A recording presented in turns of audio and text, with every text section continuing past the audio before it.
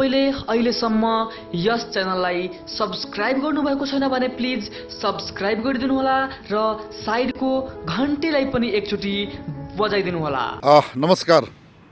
नेपालको संस्कार, संस्कृति र इतिहासको संरक्षण, अभिलेखीकरण र प्रसारणको लागि आज हामी समाजको आवाज.com टेलिभिजन मार्फत यो रूपन्देही जिल्लाको बुटौल बजार, पुरानो बटौली बजारको जितगढी, यसको नाम पनि बुटौलगढी हो। वास्तवमा पुरानो इतिहासमा यो बुटौलगढी नै लेखिएको छ।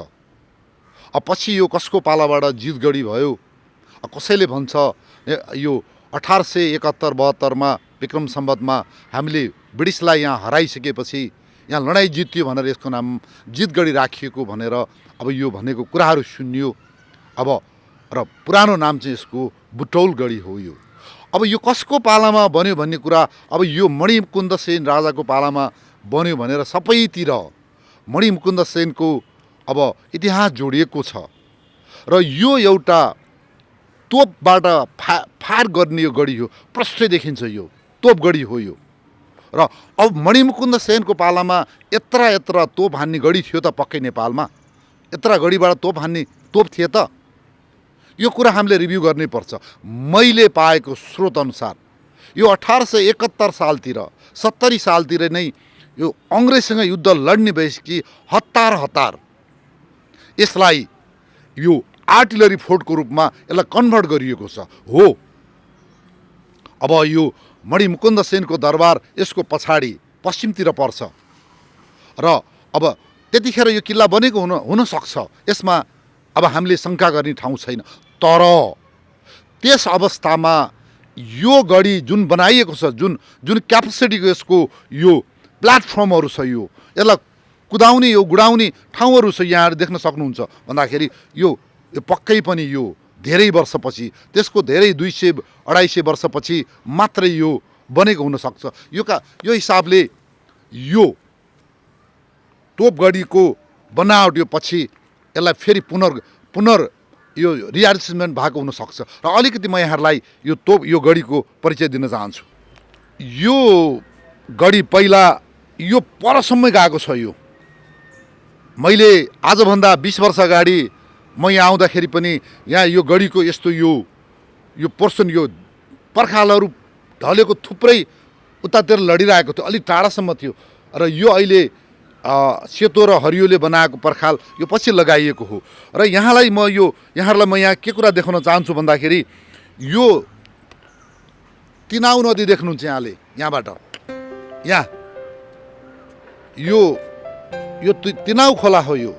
यो तिनाउ खोलाको दाहिने बायाँबाट यो खसौली र बटौली वारिपारीको यो एक्सिसबाट बढ्ने दुश्मनलाई टाढै मार हान्नको लागि करिब यहाँबाट उतिखेरको तोपले कति हान्थ्यो होला, त्यो टाढै मार हान्नको लागि यो बनाइएको यो तिनाउ नदी एक्सिसबाट आउने यो दुश्मनलाई बर्बाद पार्नको लागि बनाइएको हो यो।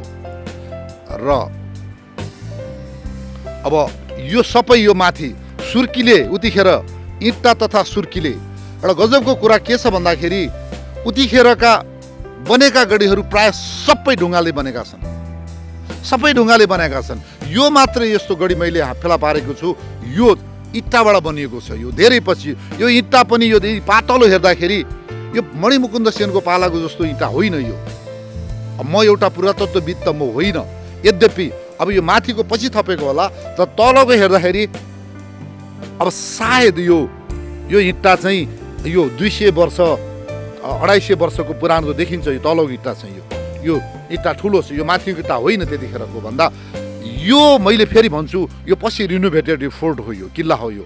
र अब यो मेरो अगाडि यो मान्छे हिँड्ने यो अब राइफलम्यानले पनि यहाँबाट आड पक्कै थियो, यो पछि भत्काइयो राइफललाई हान्नको लागि, स्ट्यान्डिङ पोजिसनमा राइफल हान्नको लागि यो बनाइएको यो किल्ला हो।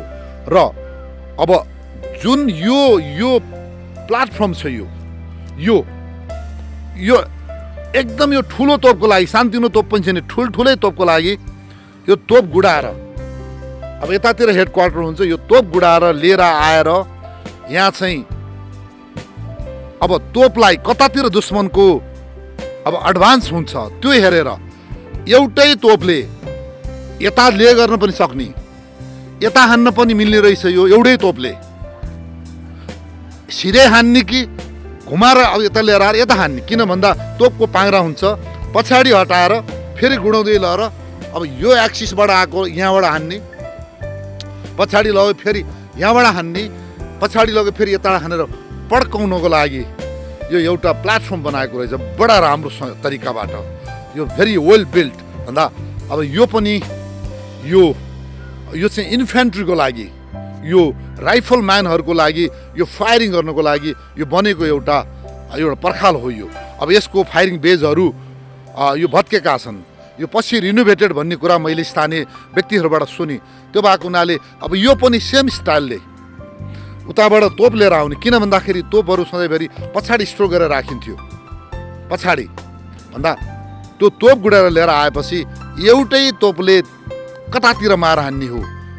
यसरी यहाँ लिएर आएर यहाँबाट यसरी डिजायर डिरेक्सनको लागि मार गर्नको लागि बनाइएको छ। र फेरि बिचमा यो इन्फेन्ट्रीहरूलाई स्ट्यान्डिङ पोजिसनबाट यो हान्ने यो आडहरू देखिन्छ। र यसमा अहिले फायरिङ बेजहरू छैन, अहिले यहाँ बस्तीहरू छ। पहिला यहाँ बस्ती थिएन, यहाँ पक्कै पनि बस्ती थिएन, यो ओपन ठाउँ थियो। र फेरि पनि यहाँ यो तोपैको यो प्लेटफर्म छ, यो तोप गुडाउने प्लेटफर्म छ। त्यसै गरेर यो तीनतिरबाट फायर गर्ने लागेको छ भन्दा यसलाई विशेष गरेर किन भन्दाखेरि वुड बी एडभर्सरिज, उतिखेरको दुश्मनहरू भनेको अब मुसलमान नवाबहरू पनि देखियो। किन भन्दा नवाबहरूले पटक मुसलमानहरूले पटक नेपालमा हमला गरेका छन्। विक्रम सम्वत 1819 सालमा त पृथ्वीनारायण शाहकै कालमा मकवानपुरमा तोपै लिएर हमला गर्न आएछन् भन्दा यो सेन राजाले, अथवा किनभने पृथ्वीनारायण शाहको पालामा सेन राजा नै थिए। धेरै वर्षपछि मात्रै नेपालले यसलाई एकीकृत गरेको भन्दा सेन राजाले पनि तोप राखेकै हुनसक्छ। र पछि नेपाल अङ्ग्रेज युद्धमा पनि उनीहरू हेब्बीले यो सम्म स्थानमा उनीहरूले लडाइँ जित्ने भनेको तोपैबाट थियो ब्रिटिसहरूले। अनि पहाड लागेपछि मात्रै तोपको काम, साना तोपको काम हुन्थ्यो, ठुलो तोपको काम त्यति हुँदैन थियो भन्दाखेरि त्यसको काउन्टरको लागि, तोपलाई बर्बाद पार्नको लागि यो किल्ला बनेको छ। अब यहाँहरूले यहाँबाट हेर्न सक्नुहुन्छ, यहाँ यो यसको चाहिँ गहिराई, यो अब्स्ट्याकल, यो पानीको अब्स्ट्याकल यो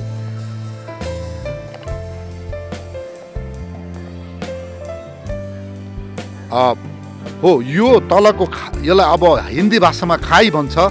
र यो तलको चाहिँ यसको भागमा यिनीहरूले पनि ढुङ्गे लाएर बनाएको रहेछ। यो उतापट्टि ढुङ्गा लाएर बनाएको छ, यतापट्टि इर्कै छ। यो भन्दा इट्स अ वाटर अब्स्ट्याकल। यो चाहिँ एउटा वाटरको एउटा यो खाल्टामा पानी जमाइन्थ्यो। दुश्मनहरू यसरी आउँदाखेरि पहिला खाल्टामा परेर मर्ने अथवा खाल्टामा खसिसकेपछि त्यहाँ माथि चाहिँ गोलीले हानेर, बमले, तोपले हानेर होइन, गोली हानेर मार्ने यो स्थान हो यो। र यो तोपको विशेष गरेर यो तोप किल्लाको यसले आउने उडबी यो दुश्मनको एक्सिस चाहिँ यिनीहरूले साउदर्न साइडमा, दक्षिण साइडमा, दक्षिण पश्चिम साइडमा मार हान्नको लागि बनाइएको यो किल्ला देखिन्छ। र यसको बेजहरू यहाँदेखि परसम्मै, अब यसले यहाँ देखिन्छ यो पर छिहालेको यो फलामको पुल जस्तोबाट परसम्म पनि यो तोपको किल्ला, तोपको चाहिँ फायरिङ बेजहरू छ त्यसमा। अब यहाँको जस्तो तीनवटा बेजहरू छैन, त्यहाँ एउटा बेज छ। कति बेजहरूले त टालिदिएको रहेछ, यसले उस ढलानै गरेर राखिदिएको मैले देखेँ। अब किन ढलान गरेको हो थाहा छैन यो चिजहरू। र एकचोटि अब यसलाई चाहिँ फेरि यसलाई खोल्नु जरुरी छ। फेरि फायर गर्ने एउटा यो प्लेटफर्म भनौँ, एउटा गोली हान्नको लागि मद्दत गर्ने एउटा स्थल हो। र यहाँनेरिको अब यो बेजहरू अब यो फायरिङ बेजहरूलाई यहाँ बन्द गरिएर अघिको एउटा तोपले तीनतिर हान्ने थियो भने अब यसमा सिङ्गल फिक्स गरेर हान्ने ठाउँ रहेछ। र अब यहाँका मैले देख्छु ठाउँ फायरिङ बेजहरू यहाँ टालिएका छन्। यसै गरेर अब यता पर म जान सक्दिनँ अहिले, अब परसम्म छन् यहाँ अब बेजहरू यहाँ टालिएका छन्। र अब यो तलको के, अब यहाँ के थियो तल, यो इँटा हेर्दाखेरि पुरानो छ, यो 200 वर्षभन्दा अगाडिको पुरानो छ भन्दा तल यसको अन्डरग्राउन्ड अर्को तर्फबाट हामी हेर्छौँ यहाँनिर यो यसको संरचना हेर्दा पक्कै पनि यहाँ अन्डरग्राउन्ड सिपाहीहरू बस्ने गट्ठा राख्ने एउटा बङ्कर देखेँ मैले। यो यस्ता बङ्कर उतिखेर पनि यस्तो किसिमको बङ्कर यो एउटा गजबको रहेछ। अब यो अहिले माथि ढलान गरेर संरचना बनाइएको रहेछ र यो अब मैले भित्र जान सकिनँ। यद्यपि यसको संरचना यहाँ चाहिँ यो जमिन मुनि यसलाई चाहिँ बङ्कर बनाएको छ, किनभने यो यसको डाँडा काँडाको किल्लाहरूमा पहाडले छेक्छ, तर यो सम्मको किल्लाहरूमा जमिनभन्दा माथि हामीले घर बनाएर मान्छे बस्यो भने तोपले बर्बाद पार्छ। त्यो भएको हुनाले तोपको चाहिँ गोलाबाट बच्नको लागि यो भूमिगत यो बङ्कर घरहरू बनाएको देखियो। यसलाई यो पुरानो संरचना कायम राखेर नयाँ संरचनाहरू भत्काउन यो जरुरी छ यसलाई। र अब यहाँ पनि थुप्रै बेजहरूलाई पुर्याएको देखिन्छ यहाँनिर।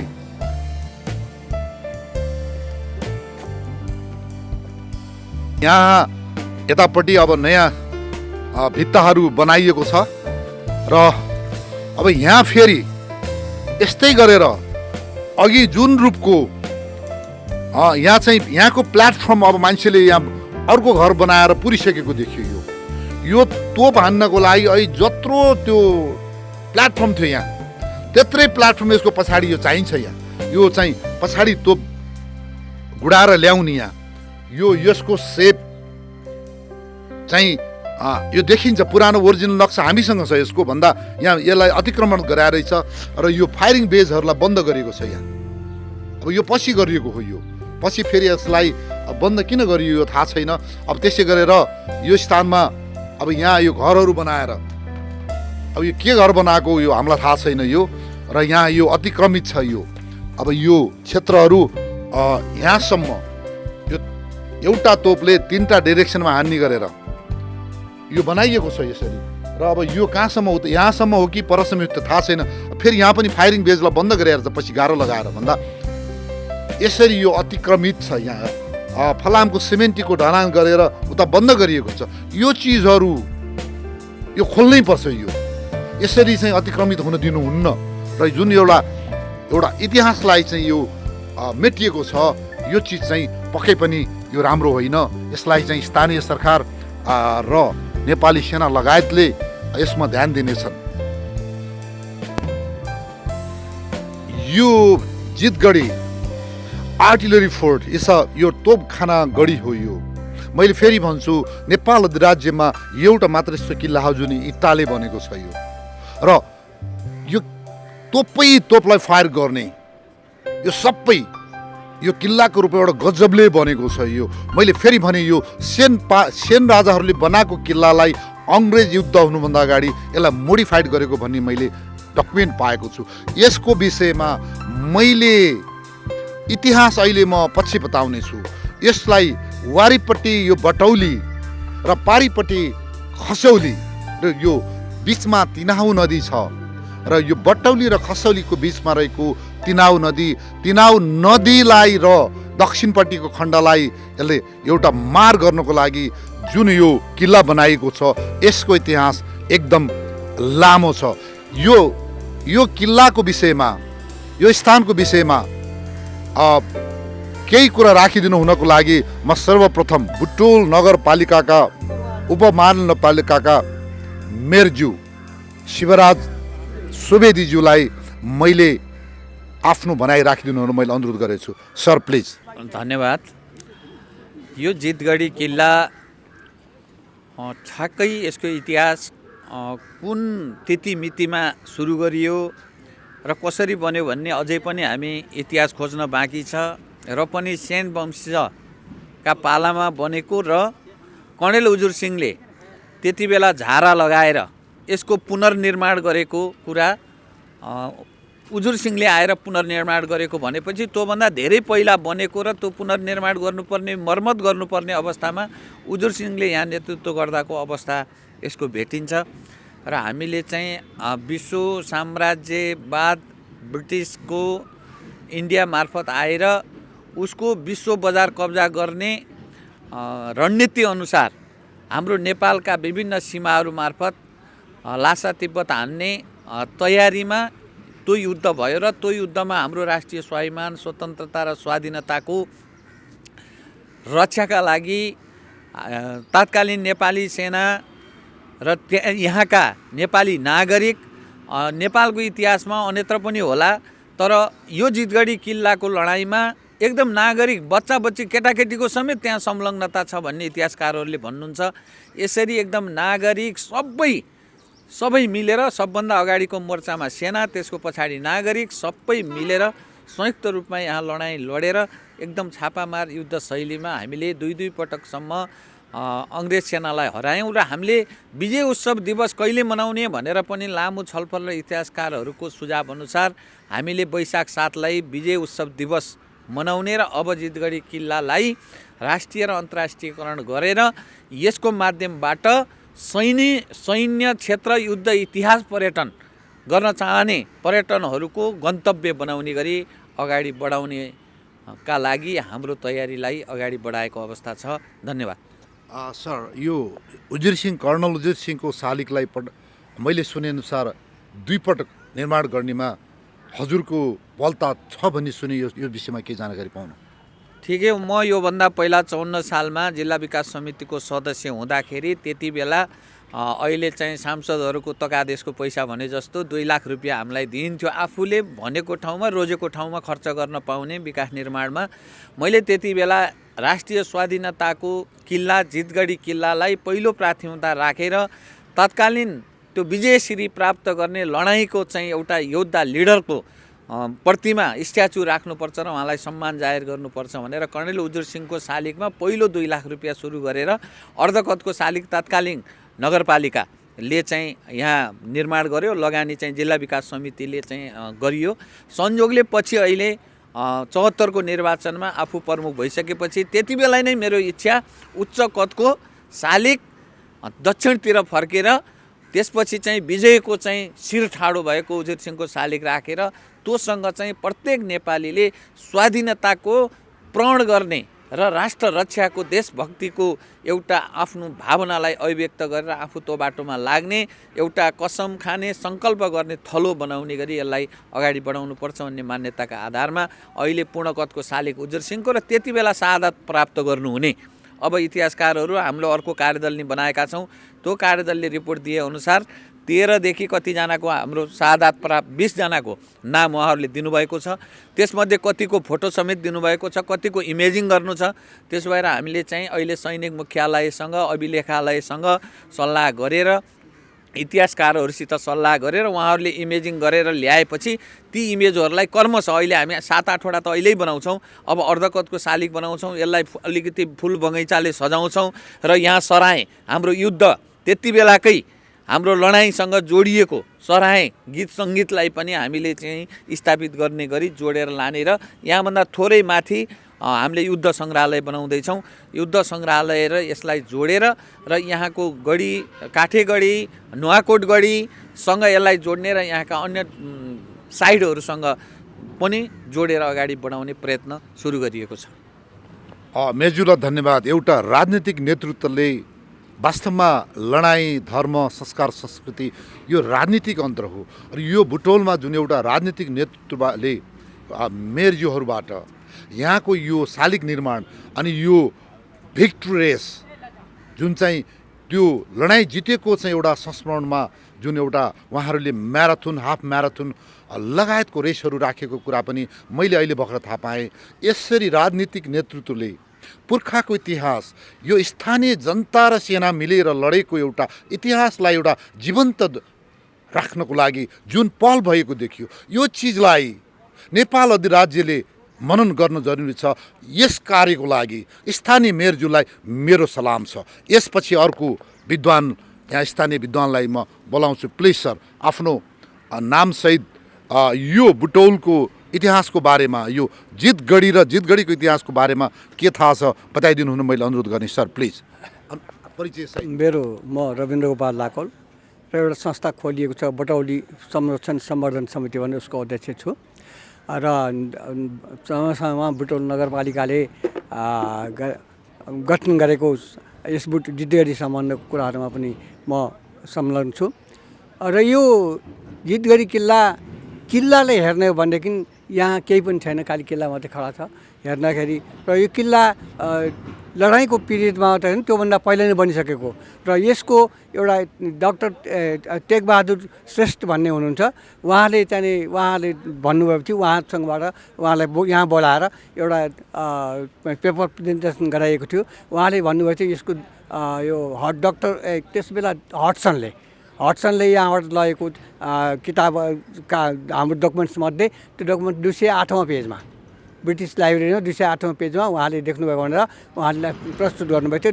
यो 2000 हात, यो किल्ला यति मात्रै होइन, 2000 हात भन्दा यहाँबाट तल पेट्रोल पम्प छ, त्यो पेट्रोल पम्पसम्म गएको छ र त्यस बनेको 1100 हात र त्यहाँ यो सुरुङ छ। अद्यापि म अहिले 73-74 वर्षको भएँ, त्यस बेलामा त्यो सुरुङको जाने ठाउँसम्म पनि म खुद देखेको छु र त्यो पुरातत्वका व्यक्तिहरूलाई भन्दाखेरि क्या सुरुङ छैन, सुरुङ नखन्ने भन्छ। हामी आफैले देखाएको छौँ, यहाँ मेरो उमेरका धेरै देखाएका छन् भनेदेखि यो कमसेकम त्यहाँ 105 हात, 180 हात, पचाङ्गिनीमा 105, त्यो दरबारदेखि तल 180 हातमा त्यहाँ सुरुङ छ भन्ने कुरा त्यो कागजात डकुमेन्टमा पाइएको छ भनेदेखि यसरी यसको इतिहास हेर्ने भनेदेखि यो 300 वर्ष पुरानो लडाइँभन्दा पहिलेको इतिहास देखिन्छ। यो सेनकालीन अवस्थामा बनेको देखिन्छ। त्यस कारणले यसमाथि नै बस्तीहरू बसालेका थिए। यो केही 2054 सालमा यो बस्तीहरू यहाँबाट आएर यसलाई चाहिँ गर्न थालियो र यसको हामी त्यति ज्ञाता त होइन, विद्यार्थी मात्रै हौँ। त्यस कारणले गर्दाखेरि कमसेकम यसको लडाइँ भएको ठाउँको उजागर हुनुपर्छ। लडाइँ भएको ठाउँमा यो अन्तर्राष्ट्रिय राष्ट्रिय महत्त्वको ठाउँ भएकोले यस ठाउँमा ब्रिटिसका ती साम्राज्यवादीहरूलाई हामीले कमसेकम हराएर गएको ठाउँ यो उजागर हुनुपर्छ भन्ने कुरा यसमा हामीले उठाएका छौँ। त्यस कारणले गर्दाखेरि यसको अब सेनाले पनि त्यति नै चासो लिएको छ र मेरो भनाइ त के छ भनेदेखि मैले लेखेर पनि दिएको छु, यस्ता गढीहरू जति पनि छन् सबै सेनाको जिम्मामा हुनुपर्छ। सेनाको जिम्मामा बाहेक अरू ठाउँ हुनु हुँदैन। किनभनेदेखि अन्यले पुरातत्वले हेर्छ, आउँछ, खालि एकछिन खन्छ, त्यसपछि फेरि जान्छ। यो सेनाको जिम्मामा भने सेनाले मात्रै रक्षा गर्न सक्छ, अरूले सक्दैन। हजुरलाई हार्दिक धन्यवाद। यसै गरी अर्का एकजना अध्येता प्राध्यापकज्यू हुनुहुन्छ, मैले उहाँलाई अनुरोध गरेँ आफ्नो इतिहास यो आफूले जानेको इतिहासलाई एउटा हामीलाई सिकाइदिनुको लागि मैले कल्पना गरेँ। सर प्लिज आफ्नो परिचयसहित यो जितगढ गढीको लडाइँको विषयमा र गढीको विषयमा के बोलिदिनु अनुरोध गर्छु। धन्यवाद जर साहब। मेरो नाम सूर्यबहादुर जोशी, म प्रोफेसर डाक्टर बुटोल बहुमुखी क्याम्पसको इतिहास तथा सांस्कृतिक विभागको अध्यक्ष छु र सर्वप्रथम त यहाँहरूले गढी किल्लालाई चाहिँ माया गरेर गढी किल्ला राज्यको चाहिँ नि सुरक्षासँग जोडिएको महत्त्वपूर्ण अङ्गको चाहिँ नि उहाँले खोजी गर्नुभएको छ। यो स्वाभाविकले राष्ट्रिय सुरक्षासँग जोडिएको हुन्छ र मैले चाहिँ नि यहाँ हामीले आउँदा हेर्दा र जानै बुझेको सन्दर्भमा अब एक्ज्याक्टली यो कहिले बन्यो भनेर त यकिनका साथ भन्न सकिँदैन। यसको लागि हामीले लिटरेरी सोर्सेसहरू नै हेर्नु पर्यो।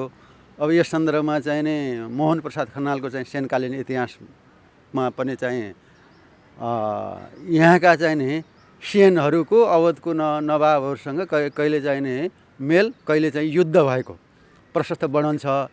यसै सन्दर्भमा मेरो विचारमा यही अब सेनकाल पनि त एउटा अब ठुलै राज्य थियो।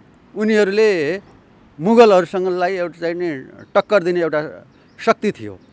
उनीहरूको यो चाहिँ नि पहाडतर्फ चाहिँ नि बढ्न खोज्यो भने हामीले चाहिँ नि रोक्नुपर्छ भन्ने उनीहरूमा पनि त्यो आफ्नो राज्यलाई सुरक्षा गर्नुपर्छ भन्ने भावना जागिसकेको थियो र त्यसै भएको हुनाले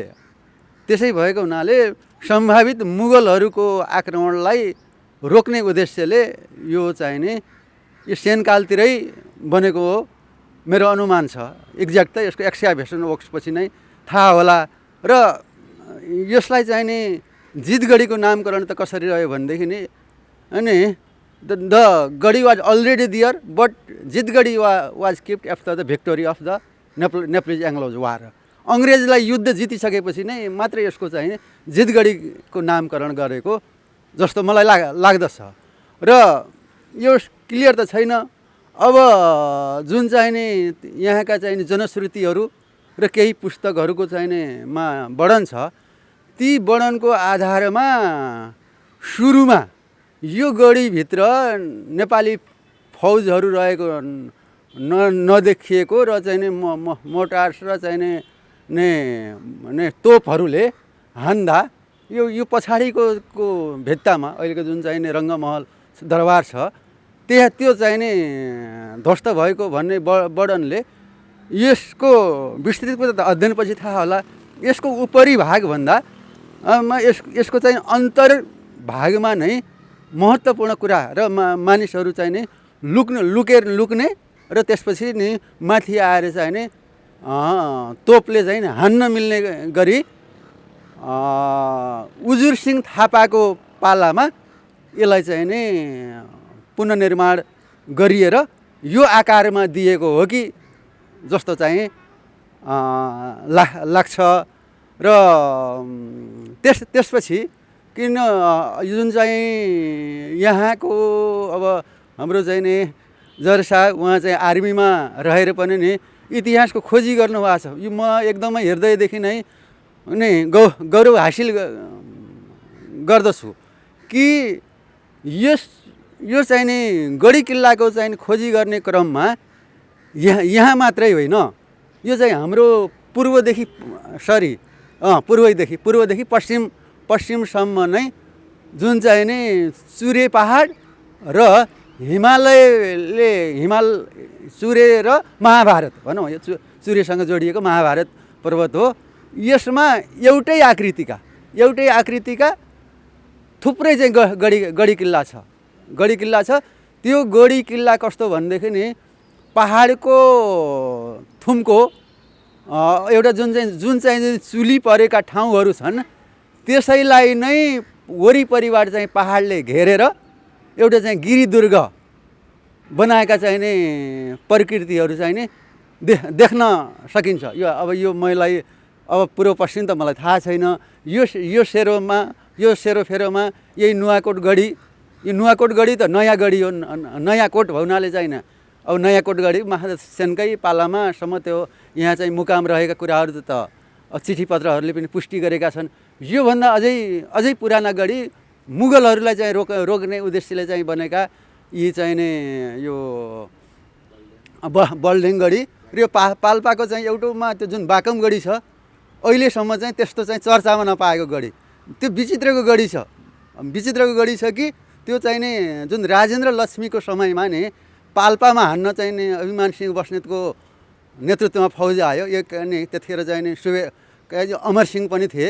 अनि त्यतिखेर पाल्पाको सदरमुकाम त्यो चाहिँ त्यतिखेर श्रीनगर थियो। श्रीनगर छोडेर चाहिँ नि भाग्नुपर्ने नेपाली फौजले पछि त्यो पछि फेरि अब राजेन्द्र लक्ष्मीले त्यो चाहिँ तनहु कास्कीलाई फेरि जोगाउनको लागि फेरि त्यो सेनालाई फिर्ता बोलाएको हुनाले नै श्रीनगर खाली गरिदिनु पर्यो।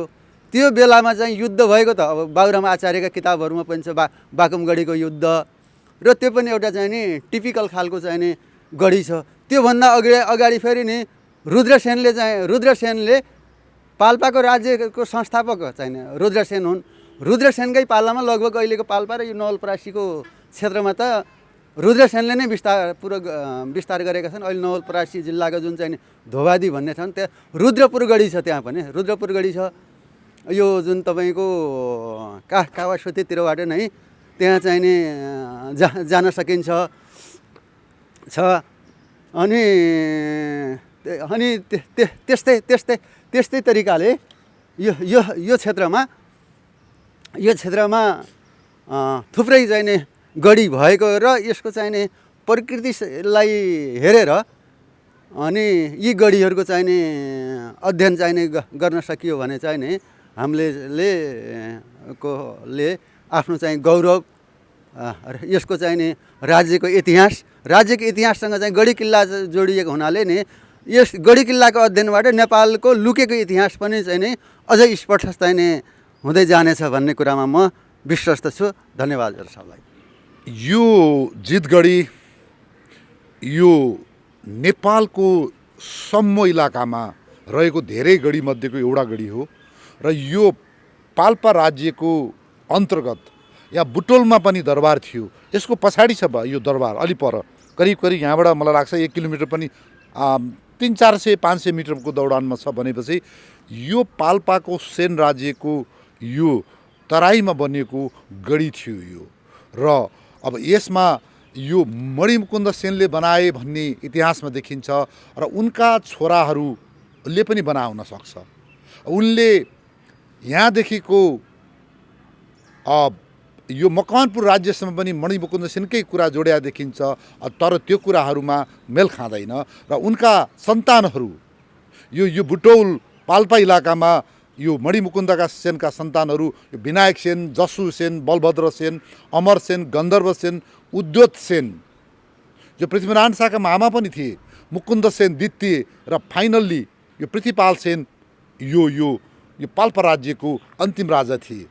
र यहाँनेर यो अलिकति हामीले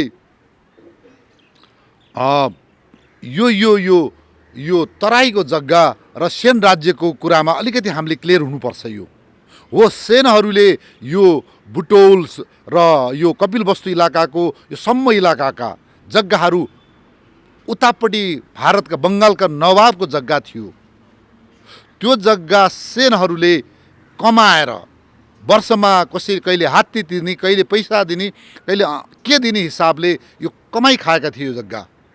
र जब पछि यो नवाबहरूलाई ब्रिटिसले खायो, ब्रिटिसले लडाइँ जित्यो, यतातिर आएर फेरि के भन्दाखेरि सेन राज्यलाई नेपालीकरणमा समाहित गरियो।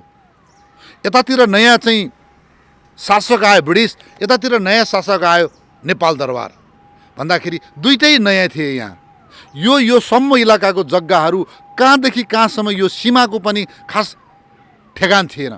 कहिले नेपालले पायो भने यो मेचीदेखि अहिलेको महाकालीसम्म पनि तलसम्म चाहिँ पुग्ने, कहिले यो होइन भन्ने, फेरि पछि फर्कने यो झाडी इलाका, यो ठाउँमा काहीँ मात्रै बस्ती थियो। त्यसले गर्दाखेरि यो जग्गाको किचलो नै थियो। र पछि गएर जब यहाँ चाहिँ बडा काजी अमरसिंह थापाको मलाई के अरे करेक्सन, जब यहाँ चाहिँ भीमसेन थापाका पिता जनरल अमरसिंह थापा यहाँ चाहिँ प्रशासक भएर आउँछन् पाल्पा दरबारमा, त्यसपछि उनले यहाँ चाहिँ जग्गाको किचलो बढ्छ यहाँ।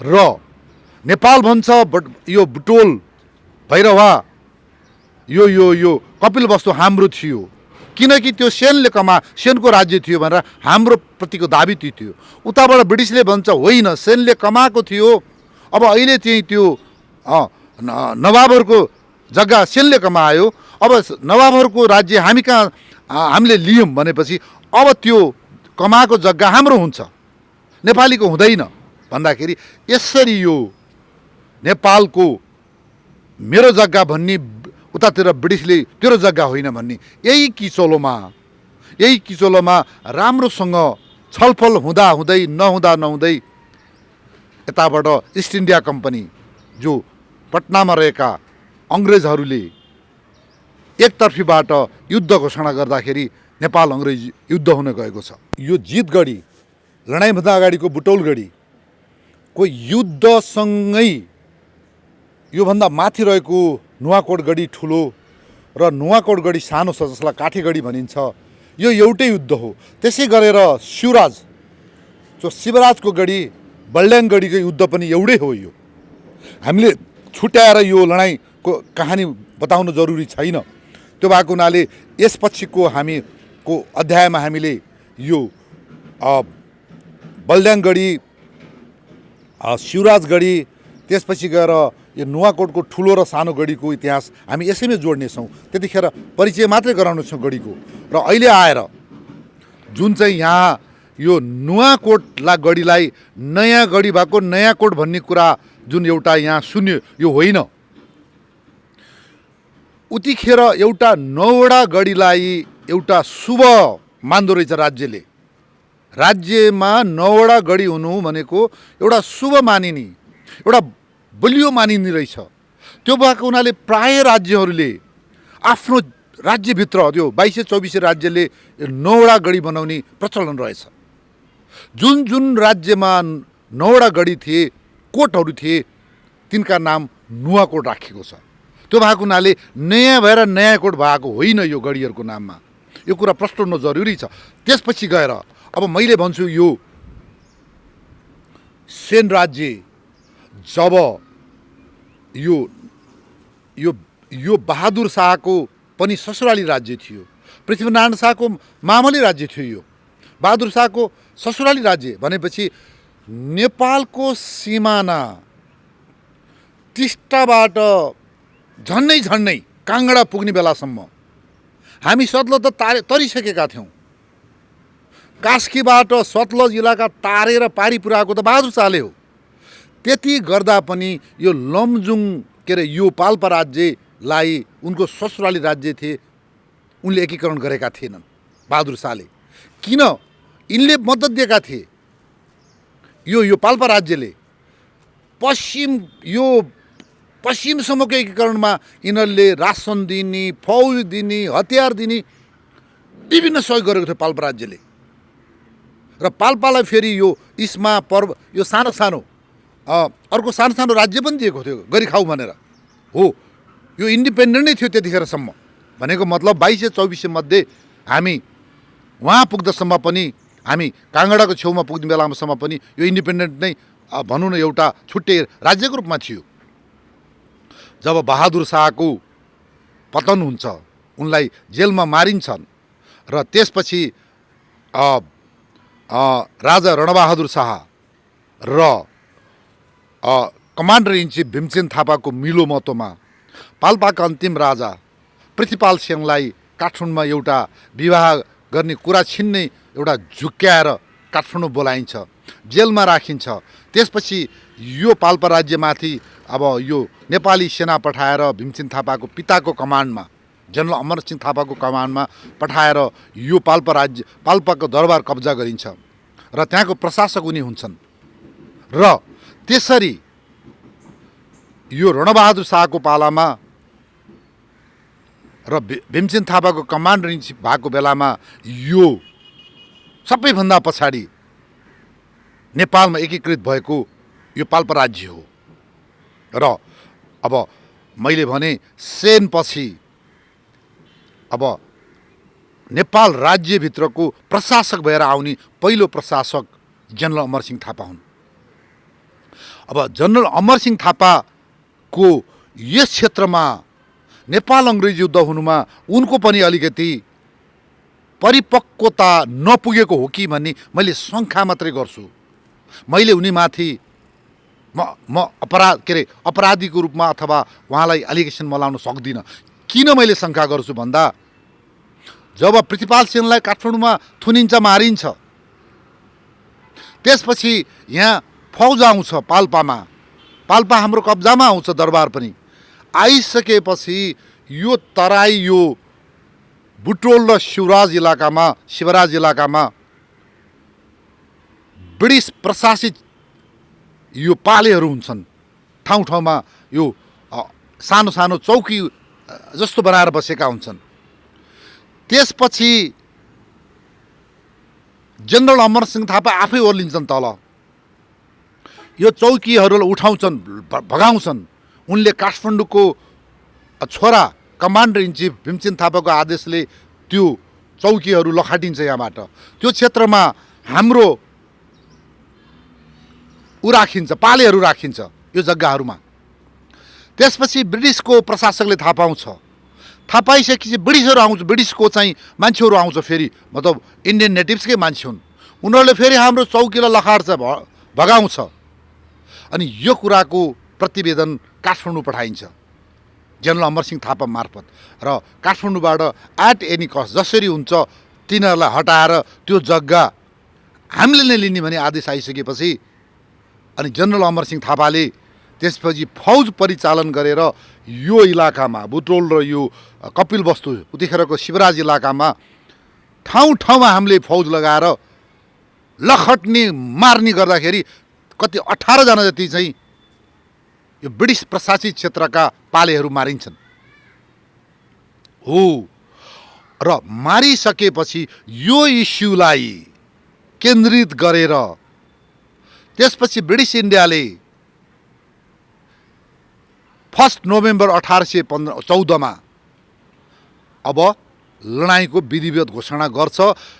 हो, नेपाल अङ्ग्रेज युद्ध हुनलाई पृष्ठभूमि पहिला तयार भइसकेको थियो, तर कहाँनेरि आगो सल्किने, कहाँनेरि झिल्को लगाएर डढेरो लाउने भन्ने न्यु खोजिरहेको अवस्थामा यो बुटोल र शिवराजमा रहेका ब्रिटिस प्रशासित पाले चपरासी सुरक्षाकर्मीलाई हामीले मारिसकेपछि नेपाल अङ्ग्रेज युद्ध हुनुको एउटा आगो लगाउने एउटा इग्नाइटेड भयो, जुन एउटा आगो लाग्यो। यो पक्षमा हामीले खोज तलासी गर्नुपर्छ र यो जनरल अमरसिंह थापा, भीमसेन थापाको पिताले सायद अलिकति बुद्धि पुऱ्याइदिएर केही गरेर देखाउँ भनेर नातिकन यसलाई अलिकति छलफलकै आधारमा, यसलाई नेगोसिएसनको आधारमा गरेको भए सायद युद्ध टर्न सक्थ्यो अथवा पछि धकल्न सक्थ्यो। जसै पृथ्वीनारायण शाहको पालामा पनि यो दक्षिणको सीमा विवाद भएकै छ। उहाँले बडो बुद्धिमत्ता तरिकाले त्यसलाई समाधान गर्नुभएका थियो।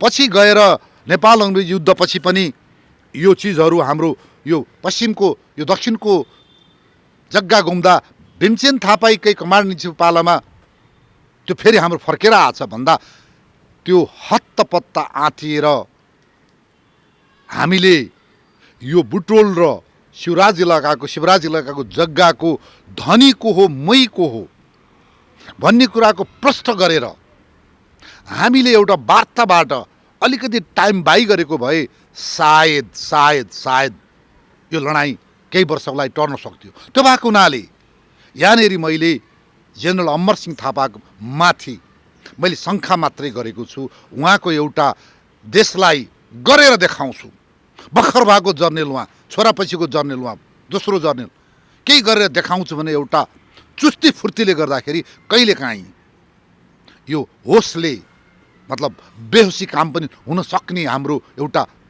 आह्वान छ। अब यसलाई पनि हामीले एउटा मूल्याङ्कन गर्नुपर्छ। It's not my blame at him, on him. अब अर्को कुरा, उनी पछि यस इलाकामा प्रशासक भएर उनको स्वर्गारोहण हुन्छ, उहाँको पनि अनटाइमली स्वर्गारोहण हुन्छ। यही यो तराई क्षेत्रको यो मलेरिया औलोले नै उहाँको स्वर्गारोहण हुन्छ, उहाँ मर्छन्। त्यसपछि यो इलाकामा फेरि भीमसेन थापाले आफ्ना माइलो भाइ काजी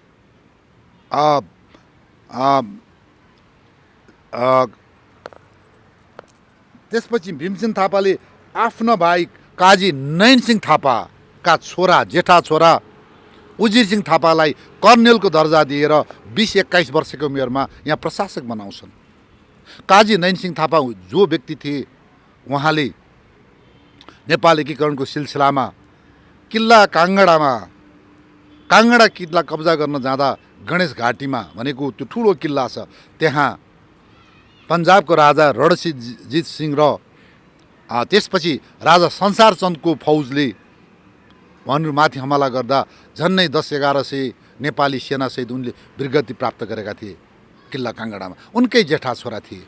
यिनै कर्नेल उजिर सिंहका भाइ माथवरी सिंह थापा नेपालको पछि गएर पहिलो प्रधानमन्त्री हुन्छन् नियुक्तिले। त्योभन्दा अगाडि नियुक्तिले प्रधानमन्त्री कोही पनि थिएनन्, कोही मुलकाजी थिए। मुलकाजी पाउने पहिलो व्यक्ति मुलकाजी कृतिमान सिंह बस्नेत, त्यसपछि मुलकाजी बख्तावर सिंह बस्नेत, त्यसपछि मुलकाजी दामोदर पाण्डे थिए। हो, अहिलेको इतिहासले, राजनीतिक इतिहासले कसरी दामोदर पाण्डेलाई पहिलो प्रधानमन्त्री मान्यो त? यहाँनिर किन क्वेसन नगर्ने? होइन भनेदेखि कि त नेपालको इतिहासको पहिलो प्रधानमन्त्री नियुक्तिले पाएका माथवरी सिंह थापाबाट सुरु हुनुपर्छ, के होइन भने सबैले न्याय हुनुपर्छ। यो गल्ती दामोदर पाण्डेको होइन, पछि इतिहास लेख्ने र राजनीति मिचाइ गर्ने व्यक्तिहरूको यो जिम्मेवारीमा आउँछ। अब मैले आउँछु यहाँनिर। अब यो उजिर सिंह थापाले यहाँ जुन वीरताले लडेर जितिसकेपछि यो पाल्पामा उनले रणजेश्वरी मन्दिर उनको नाममा बनाइएको छ। पाल्पामा यो एउटा युद्ध जितिसकेको त्यो एउटा चिनो हो। अब मैले यहाँ धेरै कुरा बताइसकेँ पृष्ठभूमि।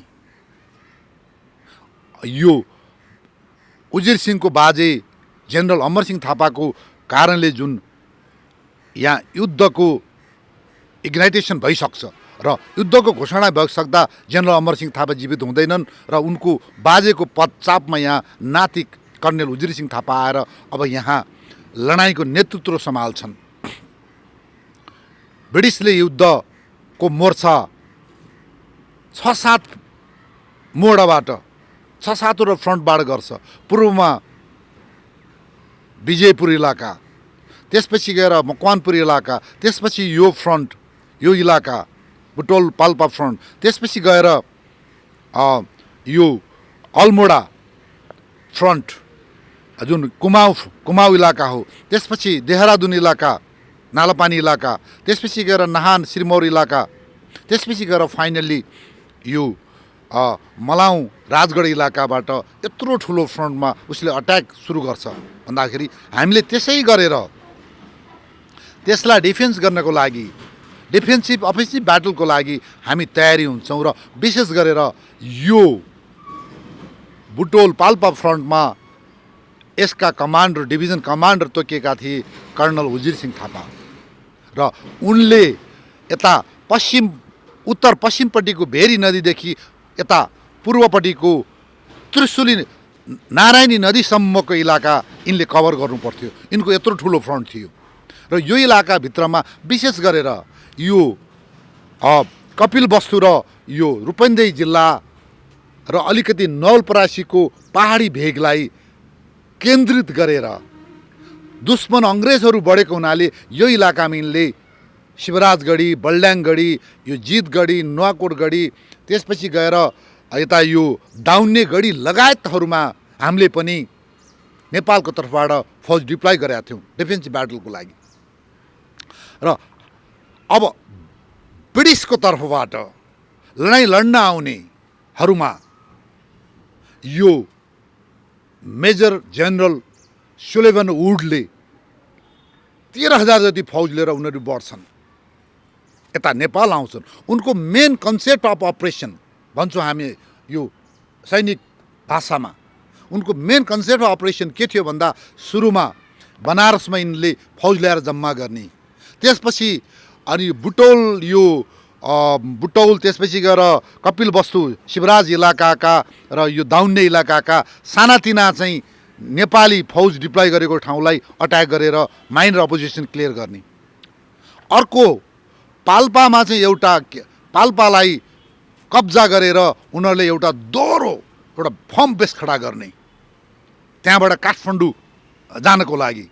त्यसपछि फाइनल्ली गएर यो मकवानपुरबाट बढेको मेजर मार्लेको फौज र यहाँबाट बढेको यो मेजर सुलेभनको चाहिँ फौज गएर काठमाडौँ नजिक गएर भेटेर एकैचोटि काठमाडौँमाथि हमला गर्ने। अब यस्तो गरेर यिनीहरूले यो हमलाको यो कन्सेप्ट अफ अपरेसन यो थियो उनीहरूको। र अर्को यो फ्ल्याङ्क प्रोटेक्सन भनेको यो मेजर मार्लेको यो मकवानपुर क्षेत्रको एउटा किनारालाई पनि यिनीहरूले सुरक्षा दिनु थियो। र यसरी यो उद्देश्य लिएर यिनीहरू अगाडि बढेका थिए। र अब यहाँनिर के हुन्छ भन्दा यो वुडले गोर्खालीहरूको वीरताको विषयमा पहिला थाहा पाइसकेका थिए। यिनीले हमला गर्न जा भनेपछि सुरुमा यिनी चाहिँ ढिला गर्छन्, करिब 5 हप्तादेखि पहिला नै ढिला गरिसकेका हुन्छन्। मान्दैनन् यिनी अगाडि बढ्न फौज लिएर, होइन 2 हप्ता सुरुमा दिएको आदेशभन्दा 2 हप्ता यिनी ढिला गर्छन्, मान्दैनन्, अगाडि नै बढ्दैन डढाएर। त्यसपछि फेरि 5 हप्ता ढिला गर्छन्। खोइ किन ढिला त्यस्तो डढाएका छन् यिनी, जम्मा 7 हप्ता यिनले ढिलाइ गरेका छन् यो फौज लिएर बढ्नलाई। यो अवधिले नेपाली फौजलाई यति फाइदा भएको छ कि हामीले यहाँ यो इलाकामा युद्धको तयारी गर्नलाई ठुलो फाइदा भयो। 7 हप्ता भनेको करिब 2 महिना हो यो। त्यसले गर्दाखेरि उनी कातर भएर बढेको हामीलाई प्रष्टै हुन्छ। अर्को कुरा, उनीहरूले यो कनक निधि तयारी भनेको यहाँको पाल्पाको राजाका यी मन्त्रीहरू, यिनीहरू सल्लाहकार मन्त्रीहरू, यिनीहरूले उचालेर लिएर आएका हुन्। पाल्पाको भागेका राजाको सन्तानले उचालेर आएका हुन् त्यहाँबाट हमला गर्ने बेलामा भन्दा। यो कनक निधि तयारी एउटा सिभिलियन व्यक्तिको यो खबरमा यिनीहरूले ब्याटल इन्फर्मेसन, ट्याक्टिकल इन्फर्मेसन नै थाहा नपाएर एउटा सिभिलियन व्यक्तिको उक्सावटमा यहाँ आउँछन् यिनीहरू। यो एउटा ठुलो गल्ती हो। एउटा मेजर वुड जस्तो, सुलेभन वुड जस्तो डिभिजन कमान्डर, एउटा युद्ध लडेको व्यक्तिले मिलिट्री इन्फर्मेसनै कलेक्सन नगरिकन सिभिलियनको भरमा उनीहरू यहाँसम्म बढ्नु यो गल्ती थियो अर्को। र अब यो यिनीहरू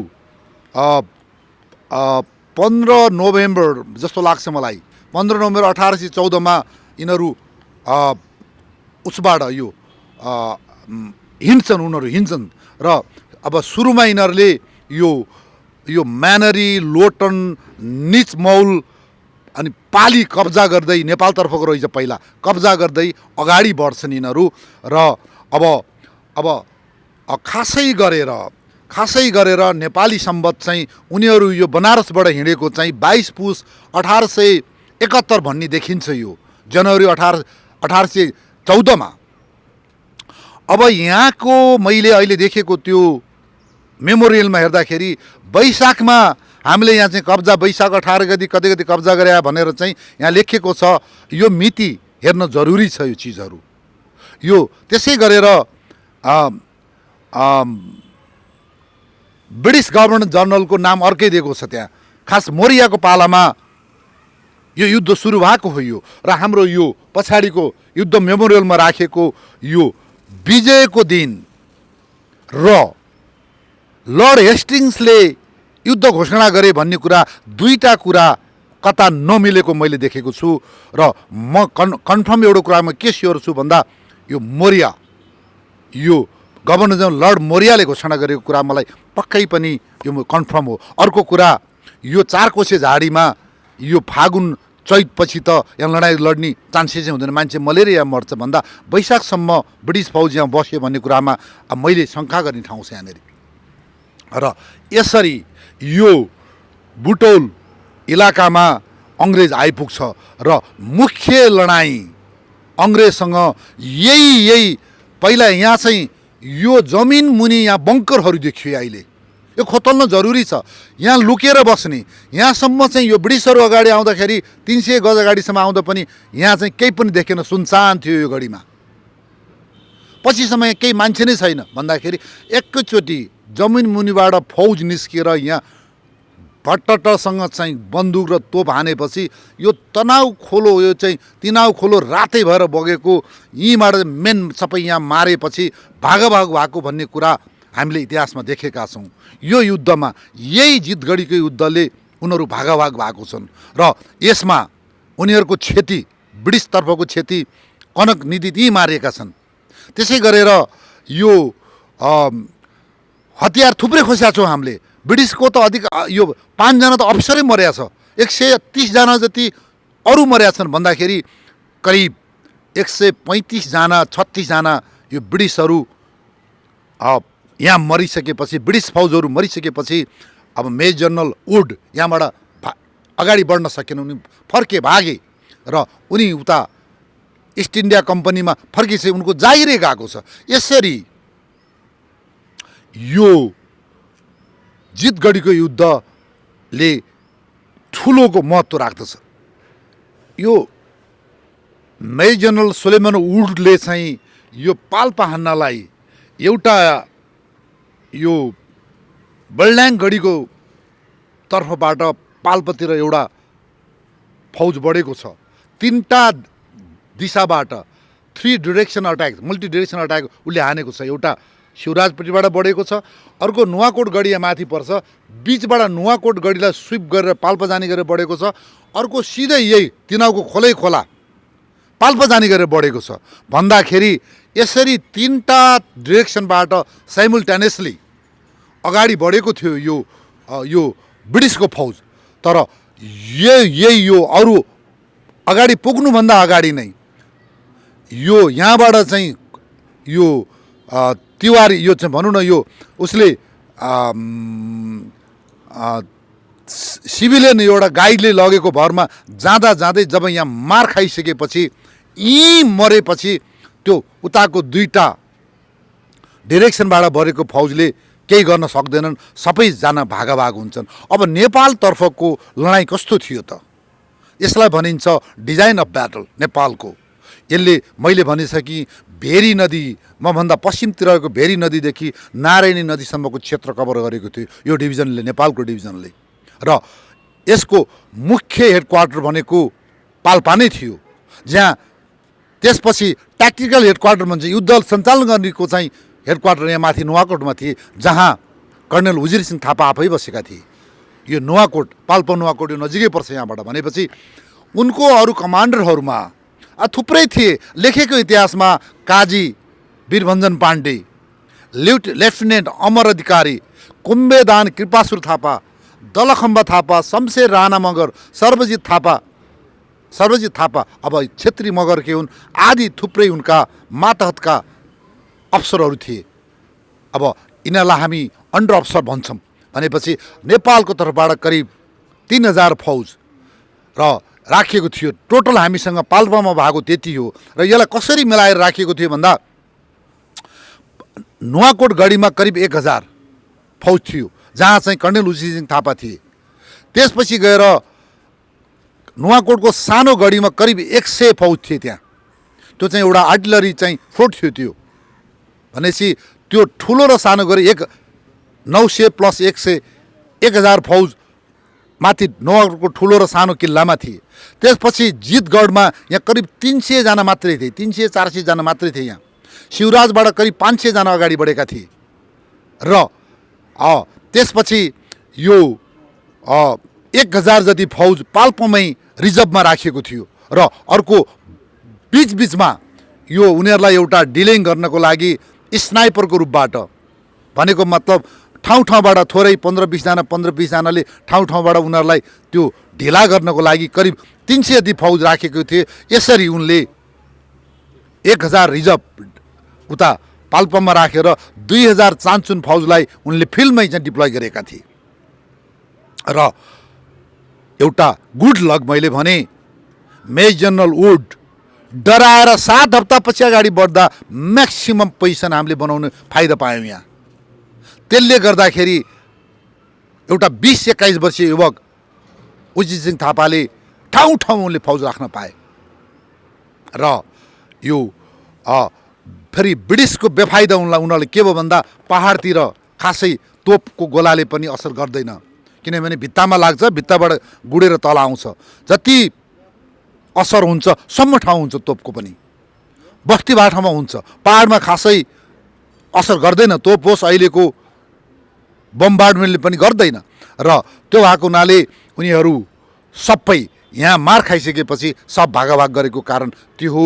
र नेपालको इतिहासले भन्छ नेपाली तर्फबाट पनि करिब 70 जना व्यक्तिहरूले वीरगति प्राप्त गरे यो इलाकामा। त्यो हाम्रो ठुलो क्षति थियो। र अब यी को थिए भन्ने कुरामा एकिन नाम छैन। र त्यो भएको हुनाले अब नेपालको चाहिँ खासै उद्देश्य के थियो त, मेन एम के थियो त हाम्रो यहाँ चाहिँ डिफेन्सिभ लडाइँ गर्नु भन्दाखेरि उनीहरूलाई पहाडमा ढिला गर्ने, ठाउँबाट सानो लडाइँ लड्ने, त्यहाँ लोभ्याउँदै पछाडि हट्दै उनीहरूलाई ल्याउँदै पहाडमा ल्याएर मार्ने थियो। यो नुवाकोट गढी, त्यो पछिको गढी, दाउन्ने गढीहरूमा मार्ने थियो। उनीहरूलाई जाई कटक नगर्ने, झिकी कटक गरेर मार्ने थियो, सबै एम्बुसहरू थापेर।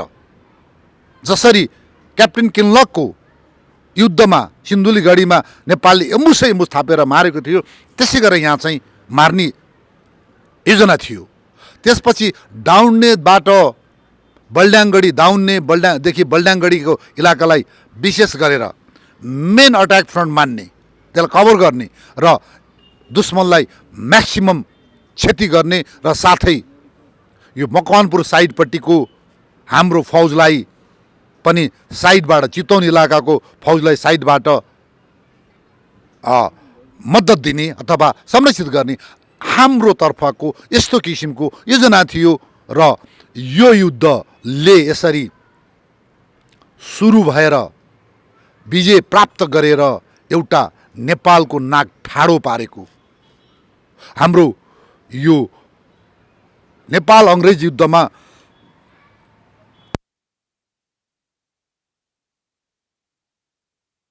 नेपाल अङ्ग्रेज युद्धमा दुईटा युद्ध हुन् जितेको। एउटा भीमसेन थापाका कान्छा भाइ कर्णेल रणवीर सिंह थापाले मकवानपुर फ्रन्टमा पहिलो फेजमा है जितेको युद्ध र अर्को युद्ध बुटोल फ्रन्टमा भीमसेन थापाकै भतिजा कर्णेल उजिर सिंह थापाले जितेको युद्ध। यो दुईटा युद्ध हामीले एउटा नाक ठाडो पार्ने युद्ध थियो।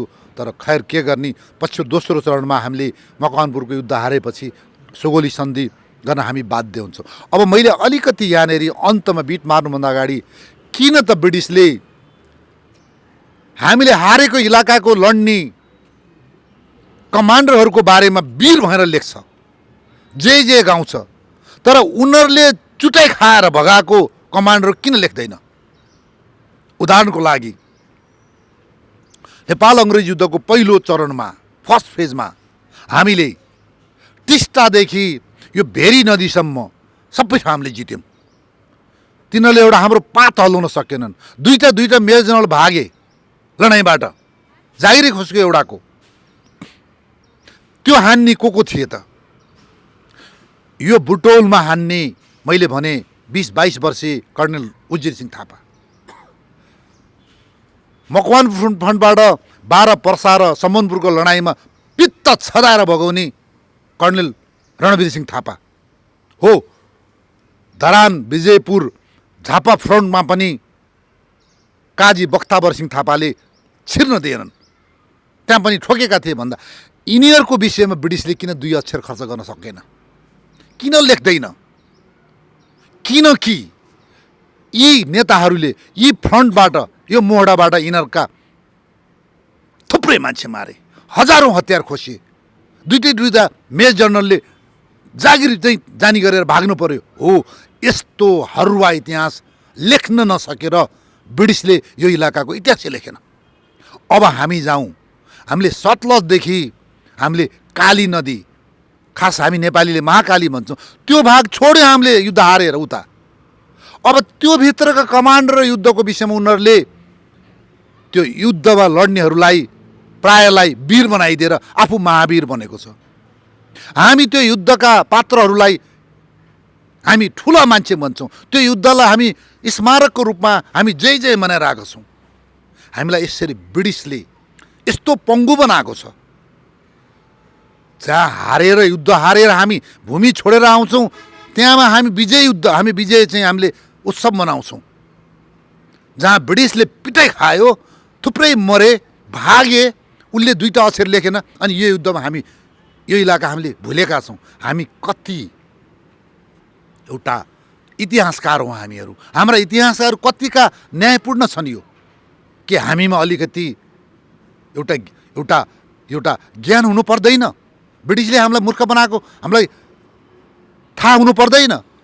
बेलायतको रक्षा मन्त्रालयले सेन्सर गरेर प्रकाशित गरेको इतिहासलाई हामीले उल्था गरेर हामीले लेखिरहेछौँ, पढिरहेछौँ। ऊ आफू महावीर हुनलाई हामीले युद्ध हारेको इलाकाका पात्रहरूलाई वीर बनाइदियो, उसले वीर बनाइदियो भनेपछि जो हाम्रा वीर थिए युद्ध जित्ने, यिनीहरूलाई उसले भुस बनाइदियो। भुस भनेपछि हाम्रो यो एङ्ग्लो नेपाल वार, नेपाल अङ्ग्रेज युद्धको इतिहास पात्रहरूको विषयमा रिभ्यू हुनु जरुरी छ। यो चिजहरू र यसैले मैले भन्छु, अब यो नेपाल अङ्ग्रेज युद्धका महान पुरुष, एउटा विजेता कर्णेल उजिर सिंह थापा प्रति हाम्रो एकदम एउटा ठुलो सम्मान छ। अन्तमा यो बुटौल गढी सेन राजाहरूको पालादेखिको गढी, त्यसपछि गएर नेपाल अङ्ग्रेज युद्धमा युद्ध जितेपछि भएको जितगढी, यो बुटौल गढीलाई जितगढी बनाउने यी 22 वर्षीय 21 वर्षीय एउटा फेरि यङ कर्णेल जसको अङ्ग अङ्गमा, जसको सब जिनमा एउटा वीरता थियो। यिनका पिता नै हुन् जसले काङ्गडाको युद्धमा वीरगति पाए, काजी नैनसिंह थापा। यिनका बाजे जनरल अमरसिंह थापा भन्दाखेरि यी एउटा वीर, नेपाल अङ्ग्रेज युद्धको महावीर, ब्रेवेस्ट अफ ब्रेव। ब्रिटिसले इतिहास नलेख्दै पनि यिनीहरूले लाजले नलेखेका इतिहास हो जसले हराए ब्रिटिसलाई भन्दाखेरि यी एउटा महान व्यक्तिप्रति यो नेपाल अङ्ग्रेज युद्धको यो पाल्पा मोहडा फ्रन्टमा विजय प्राप्त गर्ने वीर योद्धा कर्णेल उजित सिंह थापा, जसको मृत्यु पनि यिनले यहाँ लडेको, यहाँ काम गरेर यो मलेरियाकै काम उसले 24 वर्ष नपुगिनु हुन्छ जस्तो लाग्छ मलाई। त्यति छिटो 23-24 यिनको चाहिँ वीरगति प्राप्त हुन्छ भन्दा it was very sad. However उनले जुन देखाए एउटा 20-21 वर्षको उमेरमा वीरता, उनी एउटा महान एउटा योद्धा हुन्। उनलाई मैले सलाम गर्नै पर्छ, नमन गर्नै पर्छ। म उहाँप्रति म हार्दिक आभार व्यक्त गर्दछु। यदि तपाईँले अहिलेसम्म यस च्यानललाई सब्सक्राइब गर्नुभएको छैन भने प्लिज सब्सक्राइब गरिदिनुहोला र साइडको घन्टीलाई पनि एकचोटि बजाइदिनुहोला।